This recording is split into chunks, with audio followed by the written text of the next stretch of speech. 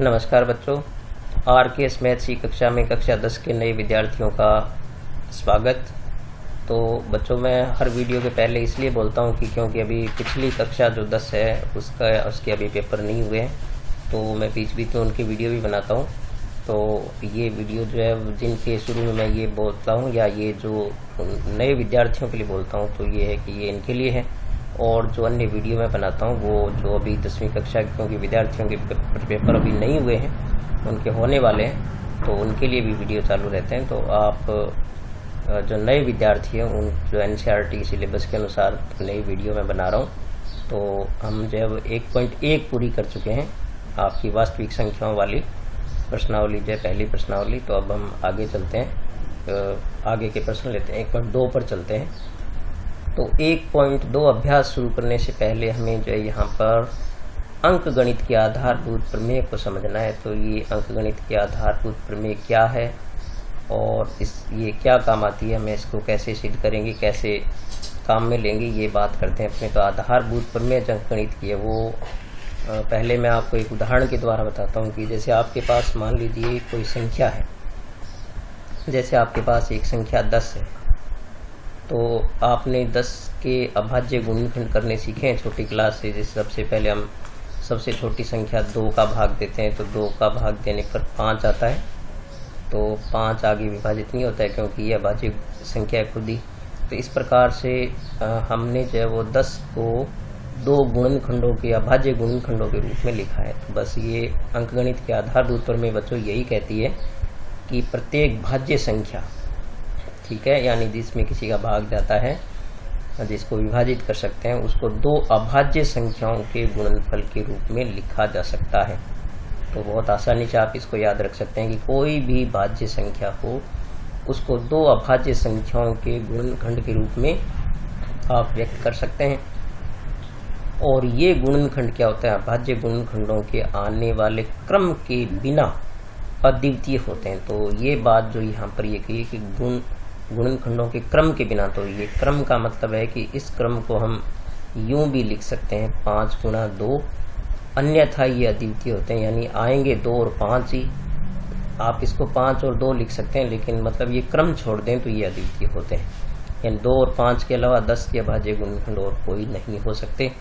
तो इसका प्रमेय का जो रूप है उसको हम जो मानक रूप में लिखें इसको, या व्यापक रूप में लिखना चाहें, तो जैसे मान लीजिए हमारे पास कोई भी एक संख्या x है, तो उसको हम क्या कर सकते हैं, इस प्रकार से P1 गुणा P2 गुणा P3, इस प्रकार से जितनी बार वो अभाज्य संख्याओं से विभाजित हो सकती है, जितनी प्रकार की संख्याओं से विभाजित हो सकती है, मान लीजिए n इसके गुणनखंड प्राप्त होते हैं आपको, तो यहाँ पर इस प्रकार से लिखा जा सकता है। जहाँ पर आपको ये याद रखना है एक छोटी सी बात कि चूंकि हम अभाज्य गुणनखंडों को छोटे क्रम से शुरू करते हैं, सबसे पहले 2 से शुरू करते हैं, तो इसमें क्या होता है कि जो P1 है वो दूसरी संख्या जो P2 होती है उसके या तो बराबर होता है या फिर उससे छोटा होता है। यानी आगे जैसे हम बाएं से दाएं जाएंगे तो ये गुणनखंड या तो बराबर रहेंगे या बढ़ते जाएंगे, ठीक है। इस प्रकार से इसका आप देख सकते हैं कि मैं आपको बताता हूँ किस प्रकार से। और ये हमेशा जो लास्ट वाला होता है या तो बड़ा होता है या बराबर रहता है। तो ये आप सूत्र इसका याद रखें। ऐसा इसलिए बोला गया कि जैसे मान लीजिए आपके पास 20 है, तो आपने देखा कि 20 में 2 का भाग गया तो 10 आया, फिर 2 का भाग गया फिर आया 5। तो इसके गुणनखंड हो गए 2 गुणा 2 गुणा 5। तो देखो P1 और ये P2 है, ठीक है, ये P1 है और ये P2 है, ये P3 है। तो आप देख सकते हैं कि ये दोनों क्या है, बराबर है, और ये बड़ा है, तो या तो बराबर होगा या बड़ा होगा हर दाएं वाला गुणनखंड जो है। तो इस प्रकार से अंकगणित के आधारभूत प्रमेय का मतलब आपको यही समझना है कि किसी भी भाज्य संख्या को 2 या अधिक गुणनखंडों के रूप में लिख सकते हैं, अभाज्य संख्याओं के गुणनखंड के रूप में लिखा जा सकता है, और वो अभाज्य गुणनखंड क्या होते हैं, अद्वितीय होते हैं। तो ये आधारभूत प्रमेय अंकगणित, ये भी आप याद रखें। और ये क्या कहना चाहती है वो बात भी आपके समझ में आनी चाहिए। और यूक्लिड विभाजन प्रमेय का भी आप याद रखो। तो इस प्रश्नावली के अंदर 2 महत्वपूर्ण बातें हैं ये। अब अपने इसकी एक्सरसाइज 1.2 के प्रश्नों पर चलते हैं। तो ये जो 1.2 है बच्चों, इसके अंदर जो पहला सवाल आपको दे रखा है कि अभाज्य गुणनखंडों के गुणनफल के रूप में लिखना है। तो यहाँ पर जो संख्याएं दे रखी है, तो अभाज्य गुणनखंड वैसे आप तीसरी चौथी क्लास से आप करते आते हैं, तो बस यहाँ पर आपको एक बात याद रखनी है कि अभाज्य गुणनखंड हम जब शुरू करते हैं तो सबसे पहले 2 देखते हैं कि 2 से विभाज्य होता है कि नहीं होता है। अगर नहीं होता है तो 3 से देखते हैं, फिर 5 से, 7 से। इस प्रकार से यदि अगर आपको भाजकता के नियम याद हैं तो आपके लिए बहुत आसान हो जाता है ये, वरना आप भाग लगा करके देख सकते हैं। तो आप क्या करेंगे, इनके अभाज्य संख्याओं गुणनखंड के रूप में इनको लिखना है। तो आप इसमें से एक सवाल मैं आपको करके बताता हूँ और उस तरीके से आप आगे के अन्य सवाल करेंगे। तो ये बहुत ही आसान है। और कक्षा 8 में भी इससे संबंधित जो वर्ग, जब आप वर्गमूल ज्ञात करते हैं अभाज्य गुणनखंड विधि से, तो उसमें बड़े बड़े सवाल आपके लिए होते हैं, तो कोई मुश्किल कार्य नहीं है आपके लिए। तो आपका ये जो पहला सवाल दे रखा है 140, तो बस आपको क्या करना है, सबसे पहले आप क्या करेंगे, 2 से विभाजित करेंगे। क्योंकि जिस संख्या का इकाई का अंक आप यहाँ पर ये देख रहे हैं, दाईं ओर जो दाहिना अंक होता है वो इकाई का अंक होता है। तो ये यदि ये शून्य या सम संख्या है तो 2 का भाग जाएगा, आपको पता है। तो 2 का भाग देंगे तो 70 आएगा। फिर आप देख सकते हैं कि इसके अंत में भी शून्य है तो इसमें भी 2 का भाग जाएगा। तो फिर आप देख सकते हैं कि आ गया 35। अब 35 जो आपके पास, इसमें हम 2 का भाग नहीं जा रहा है क्योंकि इसकी इकाई का अंक विषम संख्या है। तो यहाँ पर हम देखेंगे कि 3 का भाग जाता है क्या। तो 3 का देखने के लिए आप इनको जोड़ो, तो 3 5 8, 8 में 3 का भाग नहीं जाता, तो 3 का नहीं जाएगा, तो 5 का जाएगा। क्योंकि 5 जो है वो यहाँ पर इकाई का अंक 5 है या 0 है, तो 5 का जाता है। तो 5 सत्ते 35। और यहाँ आप देख सकते हैं कि ये तो आ गया 7 एकम 7। तो इस प्रकार से 140 जो है उसको अपने अभाज्य संख्याओं के गुणनखंड के रूप में कैसे लिख सकते हैं। यहाँ पर आपके पास पहले आया 2, फिर आया 2, फिर आया 5 और फिर आया 7। इस प्रकार से अभाज्य संख्याओं के गुणनखंड के रूप में इसको लिखा जा सकता है। तो ये बिल्कुल सीधे से इसी प्रकार से बाकी प्रश्नों को आप करके देखेंगे। तो यदि 2 से नहीं जा रहा है 3 से देखें, 3 से नहीं जा रहा है तो 5 से देखें, 5 से नहीं जा रहा है 7 से देखें। इस प्रकार से आप चलेंगे क्रम से, यूँ नहीं है कि हम सीधा ही पहले बड़ी संख्या को लें, आप क्रम से चलेंगे। अगर 2 का नहीं जा रहा है तो ही 3 से करेंगे, 3 का नहीं जा रहा है 5 से करेंगे। तो ये अभ्यास आप करके देखें। और इसके बाद जब ये इनमें भी अभाज्य गुणनखंड आएंगे तो मैं आपको यहाँ पर और थोड़ा अभ्यास बता देता हूँ। तो दूसरे सवाल का जो आपका ये पहला पार्ट जो ये क्या कह रहा है, हमें देखते हैं कि ये कह रहा है कि पूर्णांकों के निम्नलिखित युग्मों के HCF और LCM ज्ञात कीजिए और जांच कीजिए कि 2 संख्याओं का गुणनफल HCF इंटू LCM होता है, इन दोनों के गुणनफल के समान होता है। तो आपको क्या करना है, इन दोनों का HCF भी निकालना है और LCM भी निकालना है। तो यहाँ पर आप क्या करें, पहले जो संख्याएं आपको दे रखी है उनके अभाज्य गुणनखंड करेंगे। तो आपके पास संख्या जो दे रखी है वो 26 और क्या दे रखी है, 91 दे रखी है। तो पहले आप क्या करेंगे, इनके गुणनखंड करेंगे। तो यहाँ पर ये 26 के गुणनखंड है, इसमें 2 का भाग दिया 13। तो इस प्रकार से ये 13 से दिया 1, तो ये 26 के गुणनखंड हो गए। और ये हो गए 91 के गुणनखंड। तो इस प्रकार से आपके पास 26 के गुणनखंड 2 गुना 13 आ गए और 91 के गुणनखंड हो गए 7 गुना 13। तो अब हम पहले निकालेंगे HCF। तो HCF जो है वो आपको याद रखना अच्छी तरह कि HCF क्या होता है, कॉमन होता है। ठीक है बच्चों, HCF का आप नाम जो है वो सामान्य रूप से याद रख लें कि जो कॉमन होता है वही HCF होता है। आप देख सकते हैं कि यहाँ पर 13 है और यहाँ भी 13 है, तो HCF कितना आ गया 13। जो कॉमन होता है वही HCF होता है। फिर LCM निकालने की एक विधि मैं आपको बताता हूँ सीधी सी। तो वो आप इस प्रकार से याद रखें कि पहले जो HCF आ रहा है आप उसको लिख लें। ठीक है, तो HCF आया आपके पास 13, यानी जो अंडरलाइन कर रखे हैं ये HCF आ गया 13। अब आप क्या करें कि यहाँ पर जो गुणनखंड है, ठीक है, इसमें से जो अंडरलाइन नहीं है उनको लिख लें आप। तो आप देख सकते हैं कि यहाँ पर 2 नहीं है और 7 नहीं है, तो इसका हो गया 2 गुना 7, ये हो गया। तो इस प्रकार से आप इनको गुणा कर दें। तो इनको गुणा करेंगे तो आप देख सकते हैं कि 13 दूनी 26 और 26 सत्ते कितना होता है 182 हो गया। तो इस प्रकार से ये आ गया आपके पास 13 HCF आ गया और LCM आ गया आप 13 दूनी 26 सत्ते 182 हो गया। तो इस प्रकार से अभी आपको करना है कि इनकी संख्याओं का गुणनफल पहले हम निकालेंगे। संख्याओं का गुणनफल तो सत्यापन भी करना है हमें, तो पहले हम निकालेंगे संख्याओं का गुणनफल, ठीक है, और फिर हम निकालेंगे HCF और LCM का गुणनफल, ठीक है। तो संख्याओं का गुणनफल आप लिखेंगे, संख्या आपके पास कितनी थी, एक थी 26 और दूसरी थी 91, ठीक है। और फिर हम निकालेंगे HCF और LCM का गुणा, ठीक है, इनका भी गुणनफल निकालेंगे। तो HCF आपके पास क्या है 13 है और LCM आपके पास क्या है वो है 182, ठीक है। तो आप इनका गुणा करके यहाँ लिखेंगे।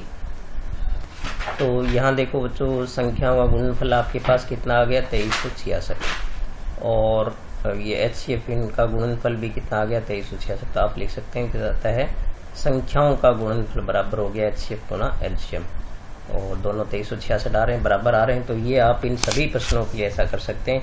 तो पहले आप क्या करें कि दोनों के गुणनखंड निकालें, गुणनखंड निकालने के बाद आप क्या करें इनका HCF याद करें। HCF होता है कॉमन और LCM का तरीका ये है कि आप पहले HCF लिखें फिर LCM के जो बचे हुए गुणनखंड हैं, ठीक है, जो दोनों में वो लिख दें, यानी HCF लिखें और बचे हुए जिनके अंडरलाइन नहीं है उनको लिखें और गुणा कर दें तो आपका LCM याद हो जाएगा, ठीक है। तो अब चलते हैं अपने तीसरे प्रश्न पर। तो तीसरा प्रश्न हमारे पास जो है वो भी किसका है, HCF और LCM निकालने का ही है। तो हमारे पास यहाँ पर जो अब हमें इनका गुणनफल जो है वो सिद्ध नहीं करना है, बराबर इनको नहीं करना है, सिर्फ HCF और LCM ही निकालना है।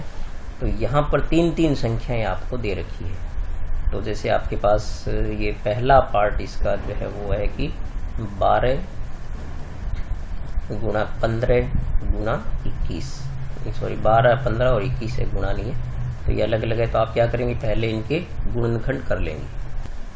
तो यहाँ पर 12, 15 और 21 के गुणनखंड निकालने के बाद जैसे 12 के गुणनखंड ये आपके सामने, 15 के ये और 21 के, तो आप देख सकते हैं कि HCF मैंने आपको बताया था कि कॉमन होता है। तो कॉमन आप देख सकते हैं कि आपके पास कॉमन यहाँ पर क्या आ रहा है, ये 3 यहाँ भी है, 3 यहाँ भी है और 3 यहाँ भी है। तो सब में कॉमन सिर्फ 3 ही आ रहा है। इसका मतलब HCF क्या हो सकता है बच्चों, केवल 3 हो सकता है। तो HCF को तो आप अच्छी तरह याद रखें, जो कॉमन होता है जो सब में दिखाई देता है वो ये HCF होता है। और LCM जो है, और कई बार बच्चों यदि कोई भी कॉमन नहीं हो, यदि कोई संख्या कहीं नहीं मिलती हो तो उनमें हमेशा HCF 1 होता है, ठीक है।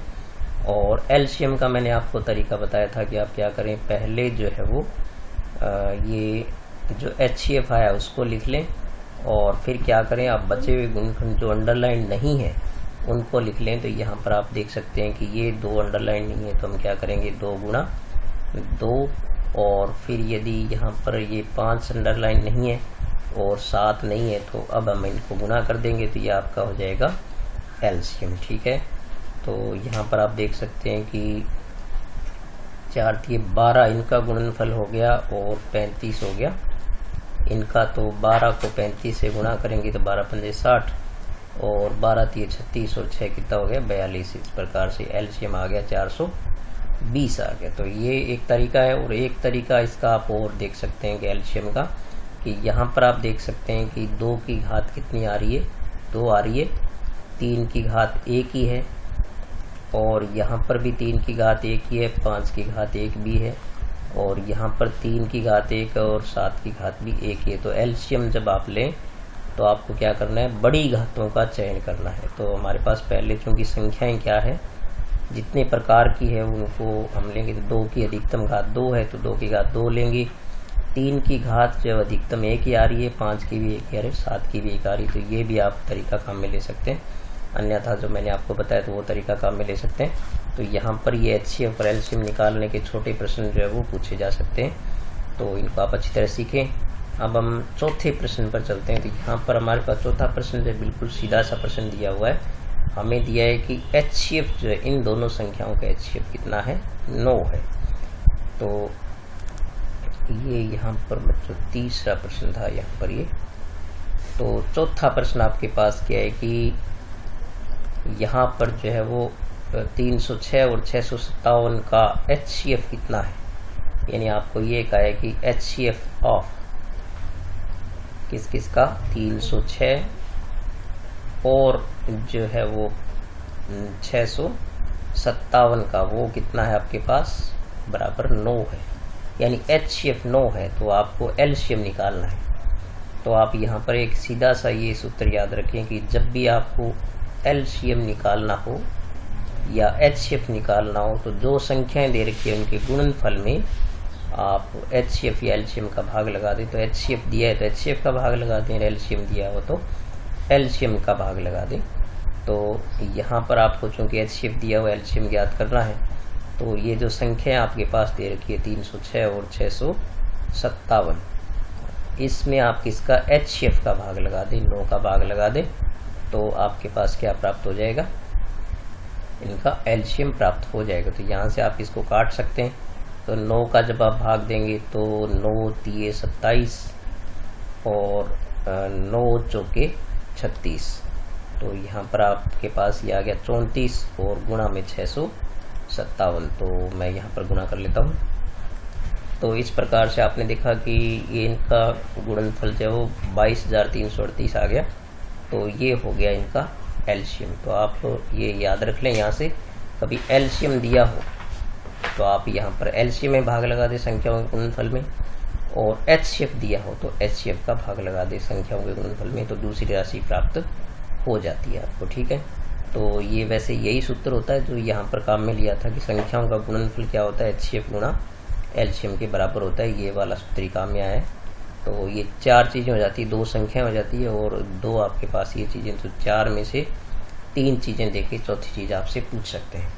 ठीक है, तब हम चलते हैं आगे वाले प्रश्नों पर, 5वें प्रश्न पर चलते हैं। तो यहाँ पर जो ये सवाल है बच्चों 5वां, ये बड़ा ही महत्वपूर्ण और बड़ा अच्छा सवाल है कि ये 6 की घात n आपको यहाँ पर दे रखी है कि पूछा है कि क्या किसी प्राकृत संख्या n के लिए 6 की घात n शून्य पर समाप्त हो सकती है।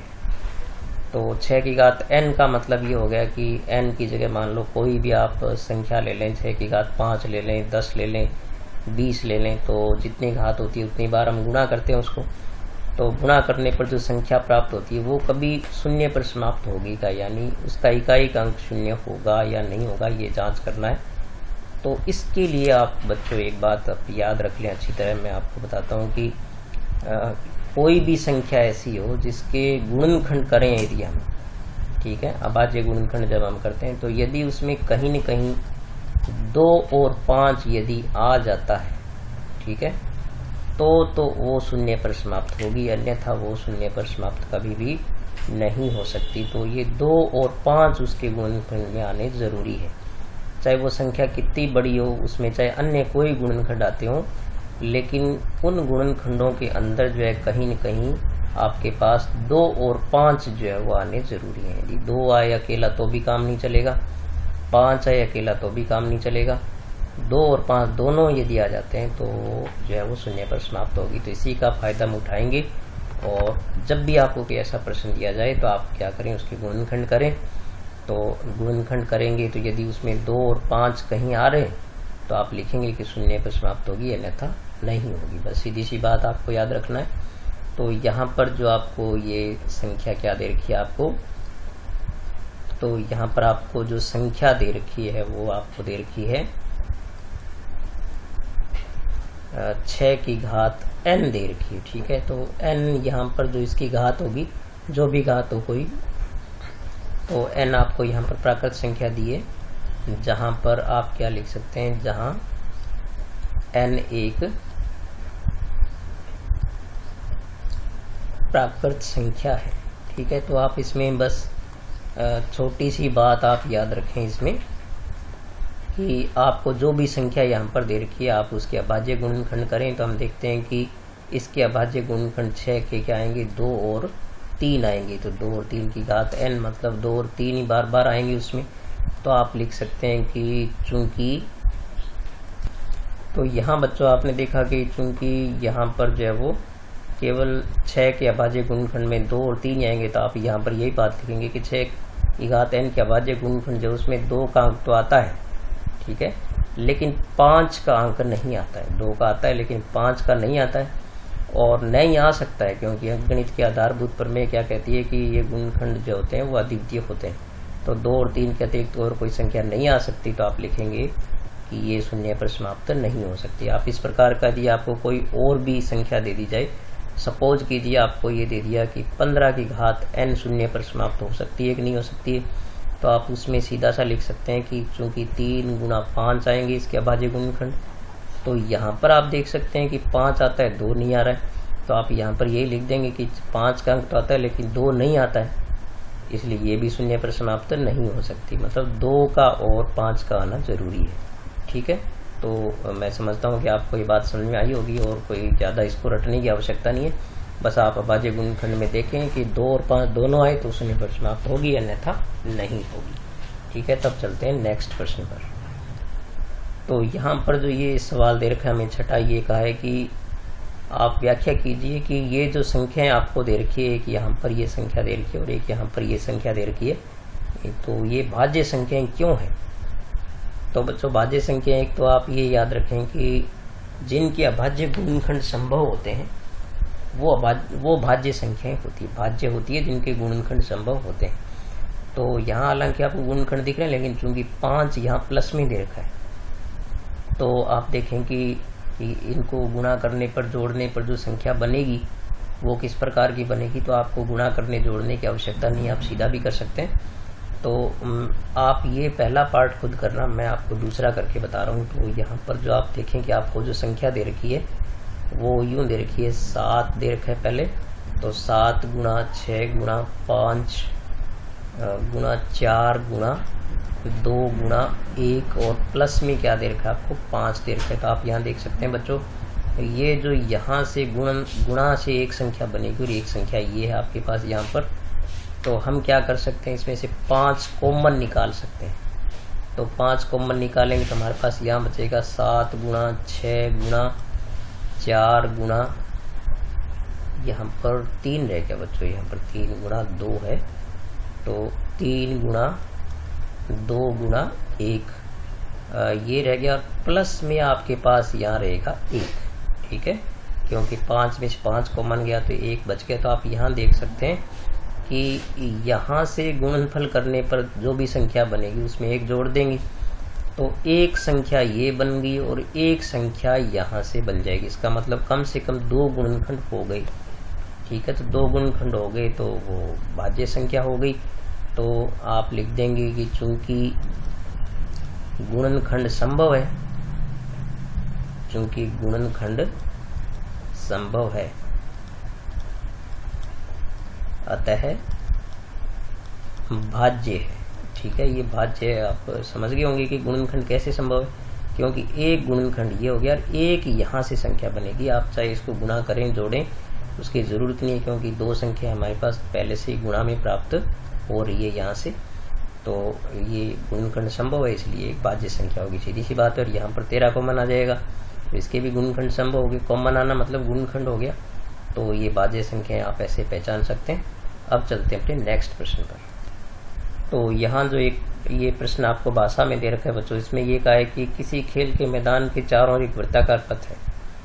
इस मैदान का एक चक्कर लगाने में सोनिया को 18 मिनट लगते हैं। ये यहाँ से सोनिया को 18 मिनट लगते हैं और इसी मैदान का चक्कर लगाने में रवि को कितने मिनट लगते हैं, 12 मिनट लगते हैं। तो वे क्या करते हैं, एक ही समय पर ये दौड़ शुरू करते हैं। तो एक ही समय पर दौड़ शुरू करते हैं, तो ये कह रहे हैं कि चूंकि एक तेज दौड़ रहा है और चूंकि एक 18 मिनट में पूरा करता है और एक 12 मिनट में, तो ये तेज दौड़ता है। तो ये कह रहे हैं कि वो पुनः उसी स्थान पर जो है वो कब मिलेंगे, तो ये समय निकालना है। तो यहाँ से बच्चों एक बात तो आप ये समझें कि चूंकि एक 18 मिनट में चक्कर पूरा कर रहा है और एक कर रहा है 12 मिनट में, तो आप जानते हैं कि वो चूंकि इसका एक चक्कर 18 मिनट में पूरा हो रहा है तो वो कम से कम 18 मिनट से पहले तो नहीं मिल सकते। तो इसलिए उत्तर बड़ा आएगा, 18 मिनट बड़ी संख्या से भी क्या आएगा, बड़ा आएगा। तो जब बड़ा उत्तर होता है, मैंने आपको पहले भी कल के वीडियो में आपको बताया था कि जब बड़ा उत्तर आए, ठीक है, बड़ा उत्तर जो आए तो क्या निकालेंगे आप, एलसीएम निकालेंगे, और छोटा उत्तर आए तो आप क्या निकालेंगे, एचसीएफ निकालेंगे। तो ये याद रखें, यहाँ पर आप सीधा सा समझ सकते हैं कि 18 मिनट से पहले एक चक्कर पूरा नहीं होगा, तो एक चक्कर में तो मिलेंगे नहीं, तो 18 मिनट से ज़्यादा बड़ा उत्तर आएगा तो हम इनका क्या निकालेंगे, एलसीएम निकालेंगे, ठीक है। तो यहाँ बच्चों सोनिया को एक चक्कर पूरा करने में 18 मिनट लगते हैं और इसको 12 मिनट लगते हैं, तो उनके द्वारा पुनः उसी स्थान पर मिलने का समय जो होगा, उनके एक चक्कर लगाने में जो समय लगता है उनका एलसीएम होगा। तो इस प्रकार से हमने इनका एलसीएम निकाल लिया और वो आया 36। तो इस प्रकार से वो 36 मिनट बाद मिलेंगे। तो यहाँ आप देख सकते हैं कि जैसे वो यहाँ से आप देख रहे हैं कि यहाँ से दोनों शुरू करेंगे एक साथ, तो चूंकि एक 12 मिनट में चक्कर पूरा करता है तो एक जल्दी चक्कर पूरा करके आगे निकल जाएगा, और दूसरा जो 18 मिनट जो पूरा करती है सोनिया वो पीछे रह जाएगी। तो इस प्रकार वो घूमते रहेंगे। लेकिन 36 मिनट बाद, यानी जब वो ये लड़का तो जो 3 चक्कर पूरा कर लेगा और लड़की 2 चक्कर पूरा करेगी, तो वो पुनः उसी स्थान पर मिल जाएंगे। तो इस प्रकार से आप इस बात को समझ पा रहे होंगे। तो ठीक है बच्चों, आज हमने जो है वो आपने देखा कि 1.2 के सभी प्रश्नों किए, बिल्कुल सीधे प्रश्न थे। तो आप इन प्रश्नों को करें और अपने रजिस्टर पर जरूर नोट करें, और ताकि आपके पास जो है वो आपका जो होमवर्क है वो भी पूरा होता रहे। जब क्लास लगेगी, स्कूल खुलेंगे, तो आपको होमवर्क नहीं करना पड़ेगा। आपके पास गणित के अच्छे नोट्स तैयार होंगे और आप अच्छी तरह, अभी आपके पास छुट्टी का टाइम है तो आप अच्छे रजिस्टर में इस सब चीज़ों को नोट करें। और एक मैं आपसे कहूँगा कि आप अपने दोस्तों को भी ज़रूर बताएं कि वो भी मेरा चैनल देखें, आप उनको शेयर करें, उनसे सब्सक्राइब कराएं, और आप भी मेहनत करें। मैं भी आपके साथ मेहनत करता हूं। तो ये जो वीडियो मैं आपके लिए तैयार करता हूं, तो पहले मैं इस वीडियो को बनाता हूं, फिर यानी ये मान लीजिए कि मुझे भी करीब 1.5 घंटा जो है आपका एक वीडियो या आधे घंटे का बनाने के लिए लगता है। तो आप यदि मेरे साथ 1.5 घंटा देते हैं, आप यदि उस वीडियो को देखते हैं, सवाल उतारते हैं और उनको समझते हैं, तो आपको निश्चित रूप से फ़ायदा होगा। और मैं जो मेहनत कर रहा हूँ और वो आपके फ़ायदे के लिए कर रहा हूँ। मुझे इससे कोई आर्थिक लाभ नहीं है, क्योंकि मेरा चैनल बहुत छोटा चैनल है, और तो इससे मुझे कोई अर्निंग नहीं है। कोई ये सोचता हो कि मैं अर्निंग के लिए कर रहा हूँ, और वो बहुत दूर की बात है। लेकिन आप अपने दोस्तों को ज़रूर कहें, और मैं आर्थिक लाभ के लिए नहीं, मैं आपके फ़ायदे के लिए, ताकि आप छुट्टियों में पढ़ते रहें। और गणित चूँकि एक बहुत ही मुश्किल विषय है, तो इसमें गणित को बच्चे जो है बहुत कम लाइक भी करते हैं, तो और बहुत मुश्किल मानते हैं। तो मेरा ये कहना है कि आप गणित थोड़ी रोज़ाना पढ़ें। ये मेरी आपसे एक प्रकार से रिक्वेस्ट है, ताकि आपको भविष्य में गणित का लाभ मिले। तो ठीक है बच्चों, आप पढ़ें और अपने दोस्तों को भी पढ़ने के लिए कहें, लाइक करें, कमेंट करें, शेयर करें, और चैनल सब्सक्राइब जरूर करें, और ज़्यादा से ज़्यादा आगे बच्चों को, अपने साथियों को, दोस्तों को, भाई बहनों को बताएं। ठीक है, तो मिलेंगे अगले वीडियो में। तब तक नमस्कार।